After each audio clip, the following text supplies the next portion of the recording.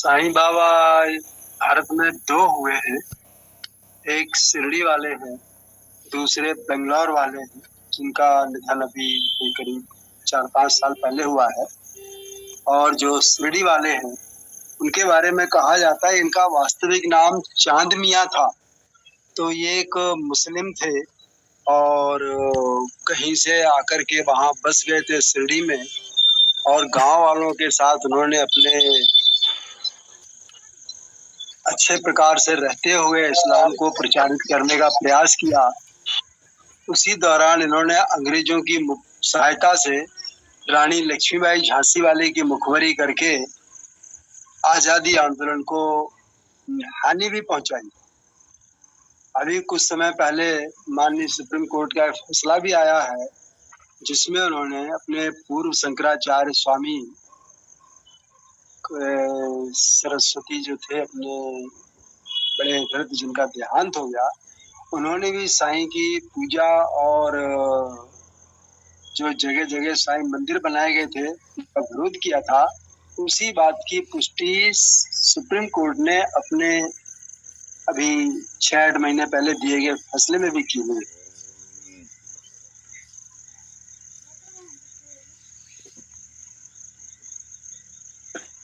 साईं बाबा और चांद मियां, ये इसके पिता का नाम था बदरुद्दीन पिंडारी। ये अफगानिस्तान के रहने वाले, जैसा कि हमें जानकारी किन्हीं माध्यमों से मिली है, यानी कि किन्हीं स्रोतों से। तो बदरुद्दीन पिंडारी जो था, इसके पिता का नाम था, वो अफगानिस्तान का रहने वाला था। वो व्यक्ति एक गिरोहपरस्त, गिरोहबंद जैसा व्यक्ति था। जब वो भारत में आया तो भारत में आने के बाद में उस समय अंग्रेजों का शासन था, और अंग्रेजों के शासन में इसने जो है अपनी जो लूट मार और जहां तहां जासूसी आदि इस तरह की जो प्रक्रिया जो इसने की, तो अंग्रेजों ने इसको निरुद्ध कर दिया किसी से। तब जब निरुद्ध कर दिया, तब ये अपनी गतिविधियां इसने वहां कहीं पे अंदर अंदर गतिविधियां भीतर भीतर करता रहा, और बाहर से इसने अपनी गतिविधियां बंद कर दी। यहाँ से भाग करके वो अहमदनगर कोई जगह पड़ती है महाराष्ट्र में, अहमदनगर में जाके रहा एक वेश्या के यहाँ, जैसा कि जानकारी विभिन्न प्रकार से मिलती है। तो वहां पर एक वेश्या के यहाँ रहने के पश्चात उसके अविवाहित, यानी विवाह नहीं किया था उसने उससे, लेकिन ये उसी के यहाँ रहा। तो वहां पर 2 बच्चों का जन्म हुआ, एक लड़की और एक लड़का। जो लड़का था उसका नाम रखा गया था चांद मियां, उर्फ जो हम जिसको आज साईं बाबा कहते हैं। और दूसरी जो लड़की थी उसका नाम कुछ मुझे याद नहीं है, लेकिन इसके बारे में अब मैं बता। तो जब ये चांद मियां बड़ा हुआ तो इसने अपने पिता के पद चिन्हों पर चलना शुरू कर दिया। भाई जगह जगह जाके रेकी लेना और जानकारी करना, और जानकारी करके उस तरह से। तो पहले तो ये अंग्रेजों की जब आंखों के किरकिरी था, लेकिन जब इसने अंग्रेजों के लिए जासूसी शुरू की तो अंग्रेजों ने इसको अपना मुखबिर बना के इसको छूट दे दी। और जब छूट देती तो इसको झांसी की रानी के पीछे उन्होंने जासूस बना के लगा दिया, जिसके फलस्वरूप ये हुआ कि इसने अंग्रेजों को झांसी की रानी के शासन की पूरी जानकारी दी, और उसका नतीजा ये हो कि झांसी की रानी को मरवाने में इसका विशेष हाथ माना गया।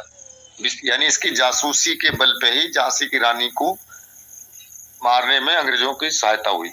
इस तरह से उसके पश्चात यह वहां से शिरडी चला आया। शिरडी आके, अब चूंकि इन लोगों का काम आप जानते ही किस तरह से होता है, धर्म परिवर्तन कराना या दूसरे, तो अपना एक इसने गिरोह टाइप का बना। तो ये चिलम पीता था, मस्जिद में रहता था, मांस खाता था, इस तरह से अपना एक गिरोह टाइप का बनाया। और आजकल ऐसे उसके ज्यादा लोग मुरीद हो जाते हैं। अब वहीं पे इनने क्या काम किया कि यदि जब कोई व्यक्ति इस तरह का आता तो उसको दिखावे में तुला इसने भाई अल्लाह अल्लाह हो अल्लाह हो, इस तरह से जो आज भी करते हैं। मैंने देखा बहुत सी मजारों पे उस पर बैठ के लोग करते हैं, वो कर रहा है। और देखने में हरे कपड़े पहन लिए और इस तरह से फकीर का वेश रख लिया। तो उसको मुसलमानों में तो वैसे भी कहते हैं कि कोई जिंदा पीर है, जिंदा फकीर है, तो मर जाए तो पीर। तो वही स्थिति इसकी। इसने जीते जी कभी भी हिंदू धर्म के पक्ष में के लिए कोई भी ऐसा काम नहीं किया। और मुस्लिमों को बढ़ाने के लिए, मुस्लिम धर्म को बढ़ाने के लिए उसने हमेशा अपने ऐसे ऐसे प्रोपोगंडा अपनाए जिससे कि उसकी उन्नति हुई। हमेशा मुस्लिम उसके लिए, धर्म के लिए काम किया। इसके मरने के बाद में वहीं के लोगों ने इसको जो है एक संत घोषित कर दिया, और संत घोषित करने के बाद में वहीं पे कुछ इसकी एक दरगाह टाइप की जो बनाई। कुछ लोगों ने हिंदुओं के भीतर इसको प्रचारित कर दिया, और प्रचारित करने के बाद में शिरडी में साईं बाबा के नाम से इसको जो प्रसिद्ध कर दिया, जैसी मुझे जितनी जानकारी मिली है। उसके बाद में वहीं से इसकी जो परंपरा चलने के लिए अब जो है, एक फिल्म आई थी हमारे यहाँ 1965, 66, 67 में आई थी। उसमें गीत आया था, साईं बाबा शिरडी वाले साईं बाबा, इस तरह से कोई गीत था। उस अमर अकबर एंथनी, फिल्म का नाम था अमर अकबर एंथनी। तो अकबर एंथनी फिल्म में इसको जो है इन फिल्मकारों ने, क्योंकि हमारे यहाँ तो सनातन को मिटाने की साजिश हमेशा से चले, उसमें इसको साईं बाबा को एक देवता के रूप में प्रोजेक्ट कर दिया गया, जिससे इसकी प्रसिद्धि पूरे देश में फैल गई। तब से ये साईं बाबा ज्यादा प्रचारित हो गया। अब उस साईं बाबा को हमारे हिंदू समाज के लोग देवता के रूप में मानने लगे, क्योंकि हिंदू समाज का कार्य क्या है, अपने देवी देवताओं को, जिनको हम अगर मान लीजिए हमारे राम है, हमारे कृष्ण है, हमारे और भी है, माँ भगवती आदि हैं, उनको कोई नहीं मानता। उनको छोड़कर ये साईं बाबा के पीछे लग गए, और इन्हें क्या, उसके जगह जगह मठ और मंदिर बनाना शुरू कर दिया। आज पूरे देश में साईं बाबा के मंदिर और साईं बाबा के भक्त, और जितना भी इनके मंदिरों पर चढ़ावा आता है वो सब वक्त उसके लिए जाता है, मदरसों के लिए। कभी भी इनने 1 रुपया भी कभी किसी मंदिर निर्माण के लिए, हिंदू धर्म के प्रचार के लिए, वैदिक उसके लिए नहीं दी। यह है साईं बाबा की सच्ची। लेकिन आज भी हमारे यहाँ हिंदू समाज को, जिसको हम सनातनी कहते हैं, वो सनातनी की आंखों पे पर्दा पड़ा हुआ है, और लोग उस साईं बाबा के दरबार में आंख मूंद के उस तक कोई साईं संध्या निकाल रहा है, कोई साईं के भजन गा रहा है, कोई कुछ कर रहा है। कई बार ऐसी बात आती है, तो मैंने कई एक लोगों से, कई जो हमारे जो इस तरह का जो प्रचार करते हैं, हमारे यहाँ भी साईं मंदिर है, तो जब उनसे पूछा तो जवाब नहीं दे सके वो इस बारे। बस अब उनने एक चीज देखिए, किसी भी धर्म को मिटाने के लिए, किसी भी चीज को छोटा करने के लिए आप फिल्म के या किसी उसमें प्रचारित कर दीजिए, और देख ली कितनी जल्दी प्रचारित हो जाए। तो अब मैंने देखा कई जगह गाड़ियों पे लिखा हुआ, कहीं कहीं मोटरसाइकिल पे, कहीं किसी पे लिख लेते ओम साईं और राम, यानी हमारे ओम से और राम से भी साईं को बीच में रख दिया, यानी उससे ऊंचा बना दिया। ये है हमारे धर्म की, हमारे हिंदू धर्म की, हमारे सनातन धर्म की एक विडंबना है, और इसको मिटाने के लिए इस तरह के तरीके अपनाए जा रहे हैं। साईं बाबा जैसे लोग इस दुनिया में, हमारे देश में आकर के, ये विदेशों में क्यों नहीं है, हमारे देश में ही सब चीजें, बीमारियां क्यों हैं? अभी साईं बाबा है, कोई भोले बाबा है, इस तरह के बाबाओं ने आकर हमारे देश को बर्बाद कर दिया। हमको हमारे देश में यही चीज होनी चाहिए कि हम जो हिंदू धर्म के लोग हैं या सनातन धर्म के लोग हैं, अधिक से अधिक इन बाबाओं के बारे में जाने, तो और जानने के बाद में प्रचारित करें कि भाई वास्तव में ये सही है या गलत है, तभी इनसे हम बच सकते हैं, वरना नहीं बच सकते। हाँ पुलकित भाई बोलो।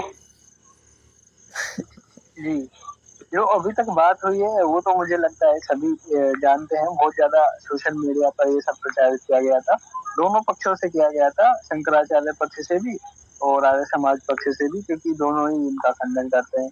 ये तो ठीक था, लेकिन उसके इतिहास में जाने के लिए, क्योंकि इनके इतने प्रमाण मिलते नहीं इन सब चीजों के, ये एक तरीके की हाइपोथेसिस होती है कि बहरुद्दीन और वो मतलब बहुत ज्यादा मिलता नहीं है, प्रमाण ऐसे उपलब्ध नहीं है इन सब चीजों के। ठीक है, अब साईं बाबा के बारे में ज्यादा बात होती है, तो एक साई चरित्र नामक उन्होंने लिख रखा है खुद ने, है ना, तो उसके बारे में वो रेफरेंस बुक होती है, ज्यादा उसके बारे में जानकारी है नहीं साई के बारे में। ठीक है, तो कोई बात नहीं, लेकिन मेरा जो मत था, मैं ये चाह रहा था उसके सिद्धांतों पे चर्चा हो, है ना, वो क्या था, कौन था, उससे क्या मतलब, है ना।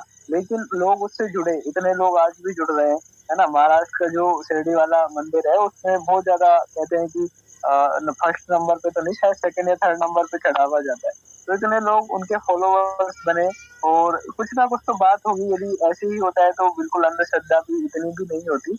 तो उन सिद्धांतों पर चर्चा हो, जिस प्रकार जैसे हम कबीर पंथ वालों की करते हैं, तो उनका उनका खंडन होता है कि भाई इस प्रकार जो वो काल को बता रहे हैं और वो बता रहे हैं, तो उनका उस प्रकार उनके सिद्धांतों का खंडन हो सकता है, उन पर चर्चा हो सकती है।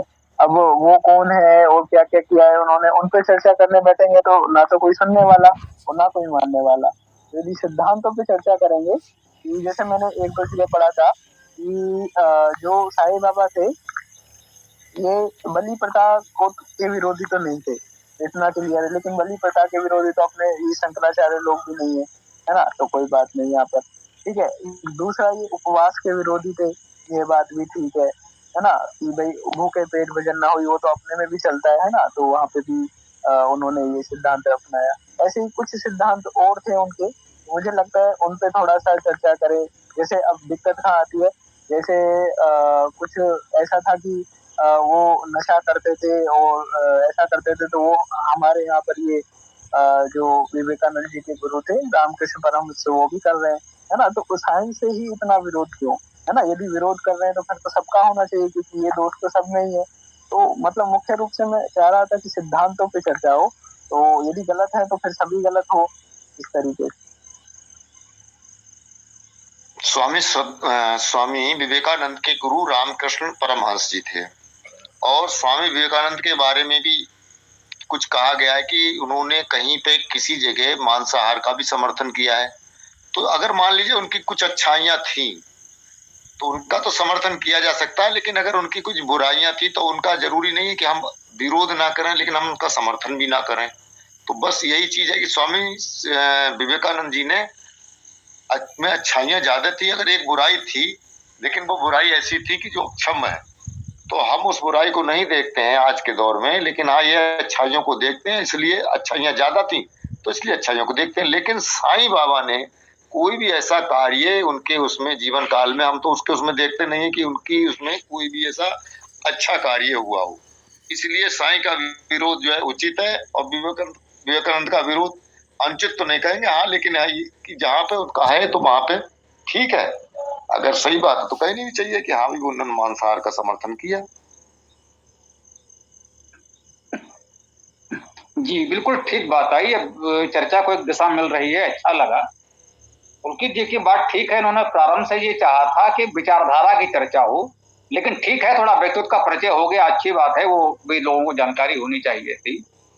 तो जैसे विवेकानंद जी आपकी बात आई तो ठीक बात है। यूं कहिए, इसको हम थोड़ा सा और कहना चाहते हैं आगे बढ़ करके कि विवेकानंद जी ने कभी मांसाहार किया होगा, कभी उन्होंने किसी परिस्थिति में किसी विशेष उद्देश्य से उसकी स्वीकृति भी दे दी होगी, लेकिन उसका खंडन भी किया है, उसको बुरा भी कहा है। ये उन्होंने नहीं कहा है कि ये बड़ी अच्छी बात है, लेकिन उन्होंने कहा है परिस्थिति बस ठीक है, अगर आवश्यक है तो कर सकते हैं, कह सकते हैं। इस विषय में बहुत कट्टर नहीं थे। अब बात आती है कि मांसाहार करना या न करना, इस पर मतभेद हो सकते हैं। भाई कुछ लोग मानते हैं कि मांसाहार किया जा सकता है, शेष जीवन अच्छा है तो ठीक है।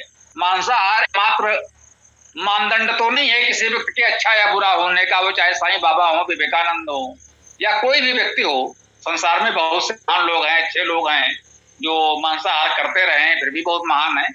तो वो एक अलग विषय है, जैसे भी चर्चा हो रही थी कहीं पर, तो अब बात अन्य लोगों की आने लगी, साईं बाबा, विवेकानंद, किसी ने गांधी जी को ले लिया, फिर किसी ने कहा भाई सुभाष चंद्र बोस भी। तो बोले भाई ठीक है, सुभाष चंद्र बोस जी सैनिक थे, इतनी बड़ी सेना उन्होंने चलाई। अब सेना में मांसाहार को एकदम से पूरी तरह नहीं रोका जा सकता, तो केवल मांसाहार को लेकर हम सुभाष चंद्र बोस की आलोचना तो नहीं कर सकते। इतने महान देशभक्त सेनानी थे, सेना में तो मांसाहार होगा तो होगा, चलने दीजिए। तो बात ये है कि मांसाहार करते थे या नहीं करते थे वो उतनी बड़ी बात नहीं है। हाँ, मांसाहार करते थे, हम कहेंगे चाहे वो साईं हो या कोई हो कि भाई साईं मांसाहारी था, वो हमें ठीक नहीं लगता था, जिनको ठीक लगता है उनको लगे। तो लेकिन मांसाहार करते थे ये हमें जानकारी है, तो हम दे सकते हैं।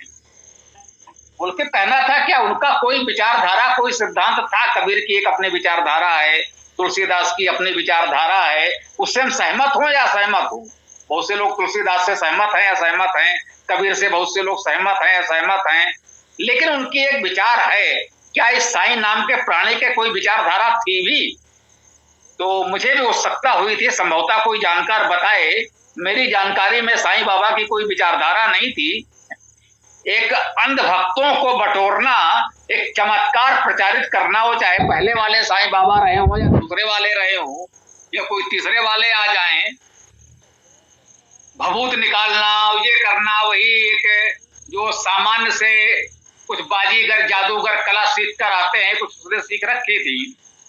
उसको भी चर्चाएं हमने सुनी हैं कि जो प्रसिद्ध जादूगर थे वो पहुंच गए, चलो आओ भाई देखें, नहीं वो सामने आए तो छुप करके पहुंचे।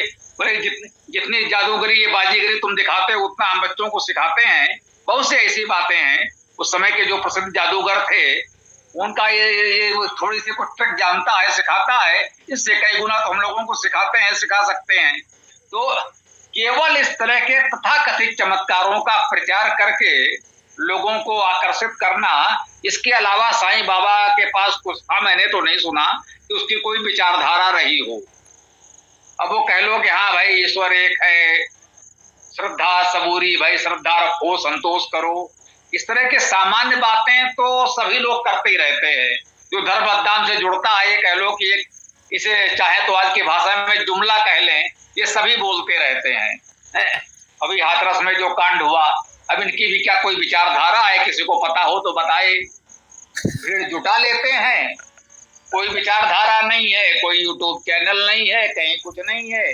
कितने त्यागी महात्मा हैं कि आज प्रचार के समय में उनका यूट्यूब चैनल तक नहीं है। अरे भाई यूट्यूब चैनल होगा कैसे? यूट्यूब चैनल होगा, कुछ बोलोगे, लोग सुनेंगे तो पोल नहीं खुल जाएगी। कुछ आता जाता है नहीं, कोई जानकारी है नहीं, कोई विचार है नहीं, तो यूट्यूब चैनल बनेगा कैसे? जब वहां बोलोगे तो प्रमाण हो जाएगा कि बाबा जी ये बोल रहे थे। इसलिए ऐसे लोगों के ये सब चलते रहते हैं। तो साईं बाबा भी वही थे मेरी समझ से, जो आज कल के ये हाथरस कांड जिनका हुआ है, और इस तरह के अनेक बाबा चल रहे हैं। अभी भी कह लीजिए बागेश्वर धाम वाले बाबा जी ही हैं, इनका भी कोई विचार है?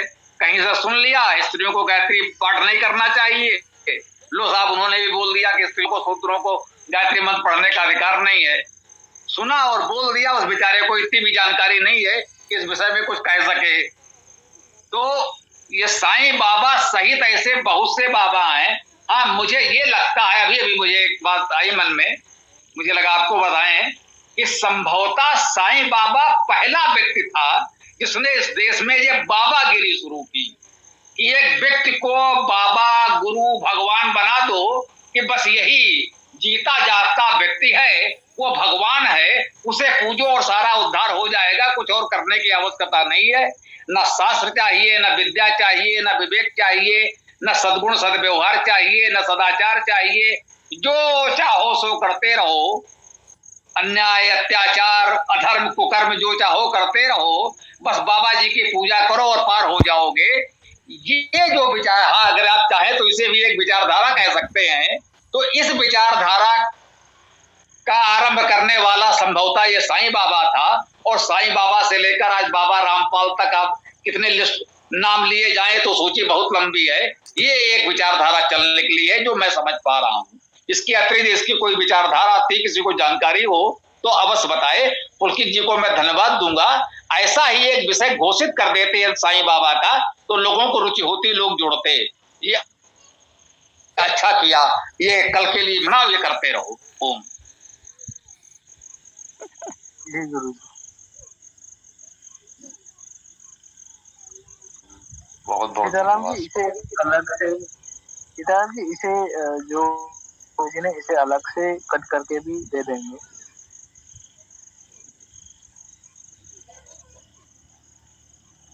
हाँ यार वो अलग ही भाई है। एक और स्वामी जी जुड़े हुए दिख रहे हैं, मेरा नाम स्वामी शरण है, ये और कोई स्वामी जी हैं, कौन है? मैं केवल रहा है, तो कृपया कुछ अपना परिचय दे दें, कुछ और कहना चाहें तो बताएं, स्वागत है। ओम।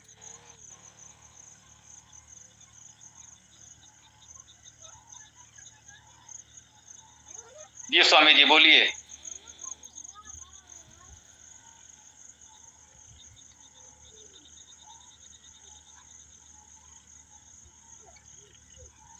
स्वामी जी आपने हाथ उठाया है, माइक ऑन नहीं किया है संभवतः।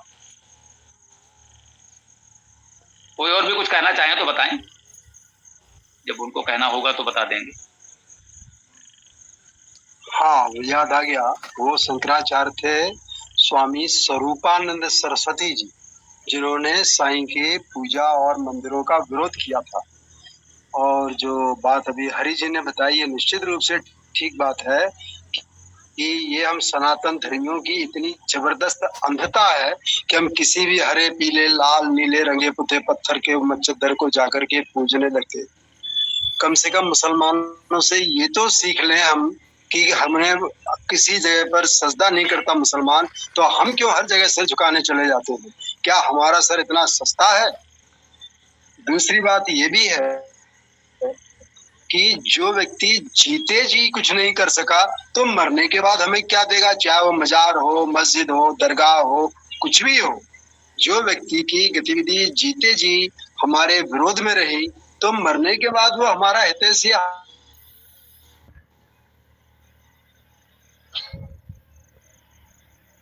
हमारे लिए उपकारी कैसे हो सकता है? और वो जो जगह है मजार जहाँ कहीं भी हो भारत में या भारत के बाहर, वो सारी की सारी तो कब्र है। तो जो कब्र हैं वो सब जैसे लालायित होते हैं। ये बड़ा ही एक विशद प्रश्न है कम से कम हम सनातन धर्मावलंबियों के लिए कि भैया अपने आप को तुम्हें जिसको मानना हो मानो, कम से कम आड़े को तुम मत मानो। कोई देवी देवता दिखाई दे तो समझ में आता है। किसी भी अरे गहरे ये फकीर टकीर मजार मंदिर रंगे पुत्ते किसी भी जगह पे खड़े हो गए जाकर के, उससे अपने आप को बचाएं। और कम से कम जो हमारे जाने पहचाने देवी देवता भले गांव के ग्राम देवता ही क्यों ना हो, उनका तो मनन चिंतन करके पूजन करें।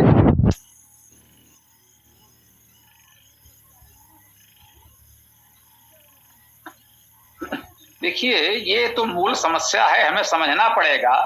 जब हमने अनंत देवी देवताओं को पूजने की परिपाटी स्वीकार कर ली, जैसा भी आपने कहा, चाहे हमारे ग्राम देवता हों, जब प्रत्येक ग्राम के अलग अलग देवी देवता होंगे तो एक धारणा ये बन गई कि हाँ भाई कोई भी देवी देवता हो सकता है। कोई पेड़ पत्थर, अब उसमें मजार भी आ गई तो कहीं भी लोगों की आस्था, चलो भाई वहां चलो, वहां चलने से भाई काम बन जाएगा। तो मरता क्या ना करता, जिसके पास कोई समस्या होती है, इस मंदिर में गया, उस गुरुद्वारे में मत्था टेका, किसी ने कहा भैया उस मजार पे चलो, वहां से भी कुछ लोगों का भला हो जाता है। मरता क्या ना करता, वो वहां भी चला गया। तो मुख्य बात यह है कि यदि हम लोगों के मन से यह अंधविश्वास मिटा सकें कि किसी विशेष स्थान पर किसी मंदिर मस्जिद गुरुद्वारे चर्च में मत्था टेकने से कुछ नहीं होगा। हमारा जो एक धर्म है, वेद है, उसको जानो समझो और अपने जो हम कर्म करेंगे उसके अनुसार ही हमारा हित अहित होगा। इन बाबाओं से, मंदिर मस्जिद मजारों से कुछ नहीं होगा। यदि लोगों में यह तार्किकता, विवेक, सच्चा धर्म जागृत कर सकें तब तो समस्या का समाधान है ना। स्वामी वासुदेवानंद जी ने बात उठाई, उनको लगा कि हमसे ज्यादा तो लोग वहां जाने लगे, तो भैया अपना मठ उनको बचाना है, बोले अगला तो हमसे ज्यादा अर्जित करने लगा। तो उन्होंने एक तर्क उठाया, वो चल गया और लोगों ने उसको स्वीकार भी कर लिया। अच्छी बात है, होना भी चाहिए। पर देखिए जड़ क्या है, आप साईं बाबा को मान लीजिए आज मिटाने में सफल भी हो जाएं, साईं बाबा को हम किसी तरह से, मान लीजिए हम लोग संगठन बनाएं और साईं बाबा के सारे मठ मंदिर हम किसी तरह से समाप्त भी कर दें, कल कोई और बाबा इस तरह के आ जाएंगे सामने। अब केवल इसलिए कि वो किसी मुस्लिम परिवार में जन्मे थे इसलिए तो हम उनके विरोध में खड़े हो जाएं। समाज को, हमको, आपको हानि तो उतनी ही हो रही है साईं बाबा से भी जितनी राम रहीम से और रामपाल से और साकार हरि जैसे लोगों से। रामपाल के चेले मिले, वो रामपाल को गुरुजी कहे तो समझ में आता है, चलो जैसे गुरु वैसे चेला। सीधे कहते हैं परमात्मा का आदेश है, परमात्मा ने कहा है, वो रामपाल को परमात्मा कहते हैं। यही स्थिति साकार हरि जी की है, यही स्थिति अन्य बाबाओं की है, बाबा राम रहीम, आसाराम बापू। तो हमें मुख्य बात ये है कि हमें ये जो महर्षि दयानंद जी ने उपाय बताया है उसको अपना लें तो एक साथ समाधान होगा, टुकड़ों टुकड़ों में समाधान नहीं होगा। आप कितने साईं बाबा को रोकेंगे, एक साईं बाबा को हटाएंगे 10 नए बाबा आ जाएंगे। तो मुख्य आधार ये है वेद वाक्यम प्रमाणम चलेगा, बाबा वाक्यम प्रमाणम नहीं चलेगा। किसी बाबा से कोई भला नहीं होगा, किसी मंदिर ठिकाने से कोई भला नहीं होगा। जो भला होगा वो सच्चे धर्म को जानने से और अपनाने से होगा, जो हम करेंगे वो होगा।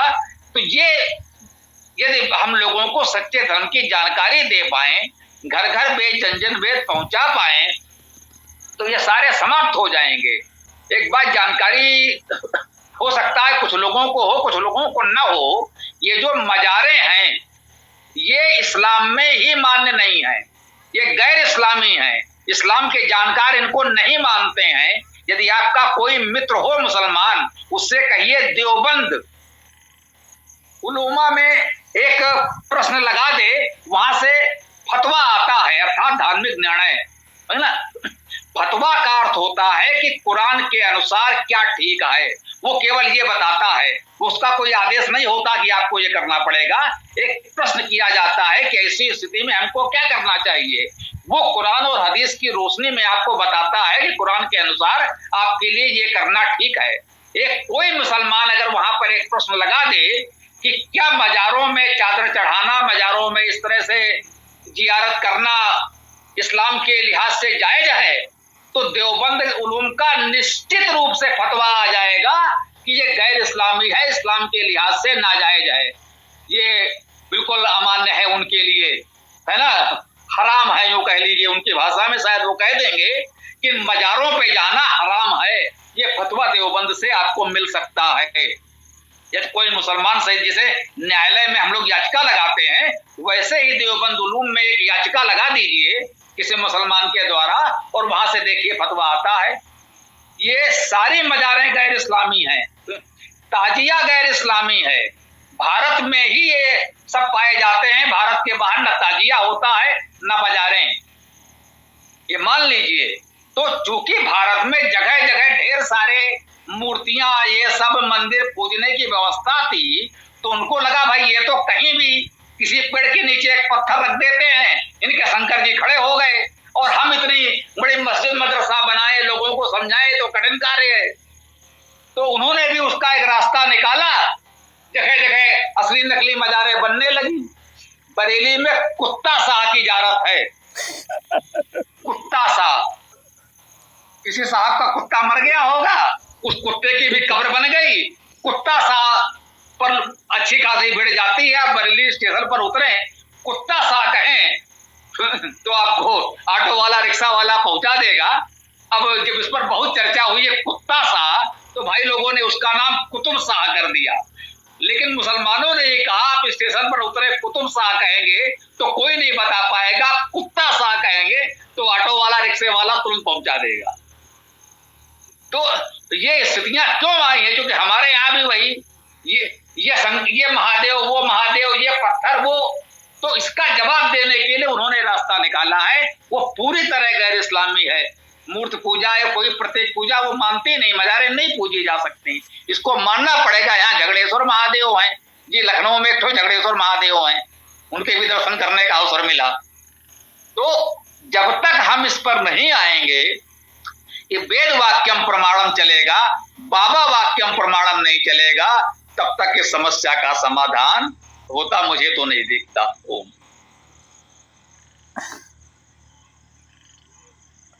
क्या हुआ? धन्यवाद स्वामी जी, आपने एकदम उचित कहा। वास्तव में इस्लाम में मजार मस्जिद जैसा कोई व्यवस्था ही नहीं, लेकिन भारत में ये जरूर खूब फली फूली लगातार पनप रही है। उसके मुझे दो एक कारण दिखाई देते हैं।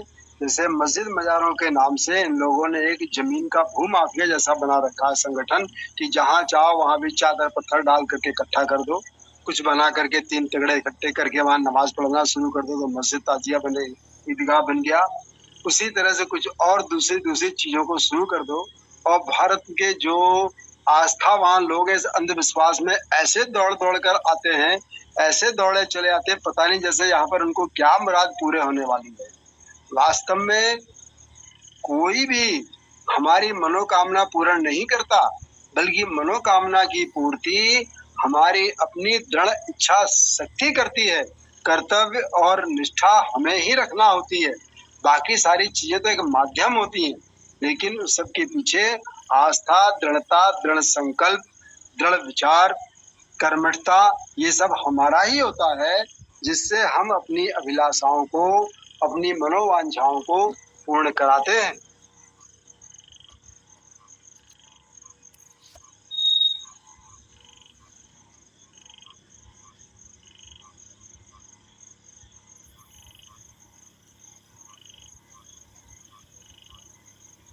ये ठीक बात है। और भी कोई कुछ कहना चाहे तो आगे बढ़ाएं। जी, स्वामी जी करके आप नवीन जुड़े हैं, तो आपने अभी बोलने का प्रयास किया था कुछ, तो बोलिए आप।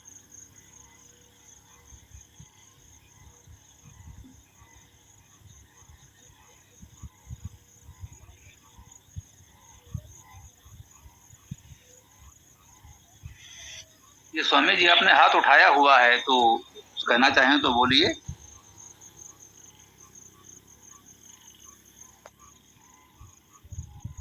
विचारधाराओं की एक ऐसी परंपरा बहती चली आई है कि उन विचारधाराएं इस तरह की होती, पुष्पित पल्लवित होती चली आई है। 711 में जिस विचारधारा को लेकर विदेशी आक्रमणकारी मोहम्मद बिन कासिम, कौन था, क्या मोहम्मद बिन कासिम था शायद, 711 में आया था। वो मोहम्मदी विचारधारा को लेके आया। वो विचारधारा ऐसी पनपी, उसके बाद में मोहम्मद रूपी विचारधारा की एक लंबी लाइन लग गई। आपने अभी कहा कि साईं बाबा से जो बाबाओं की जो विचारधारा चली, एक लाइन जैसी लग गई। तो साईं बाबा जब हमारे यहाँ आया तो उसने जो जैसे मोहम्मद की विचारधारा 711 में, फिर मोहम्मद तुगलक आया, मोहम्मद बिन कासिम आया, और इस तरह से तमाम मोहम्मद बने चले। आज भी वो विचारधारा मरी नहीं, वो विचारधारा आज भी जीवित है। इसी तरह से साईं बाबा ने जो अपने समय में बाबा रूपी विचारधारा फैलाई, जो बाबा का जो कहना चाहिए एक परंपरा श्रृंखला चलाई, वो श्रृंखला भी आज तक टूटी नहीं है। उस श्रृंखला में चाहे वो हमारे सनातनी बहे हों, चाहे वो मुस्लिम समाज के लोग रहे हों, उस परंपरा में आगे बढ़ते हुए चले आए, और उस परंपरा की चेन बाई चेन तक बड़ी चले आए। उसमें लोग भ्रमित होकर के अपने आप को बर्बाद कर रहे हैं।